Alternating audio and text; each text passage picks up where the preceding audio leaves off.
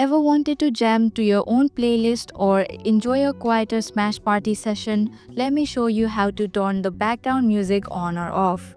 Hey everyone, welcome to Make Gaming Easy. In today's video, I'll be showing you how to turn on or turn off background music in Smash Party. So without any further ado, let's get started. Start by launching the Smash Party app on your device. Make sure you're logged in and ready to go. On the home screen, tap on the three horizontal lines in the top left corner. In the settings menu, the background music option is labeled as BGM. Here you'll see a toggle or switch for the background music. Simply tap it to turn the music on or off based on your preference.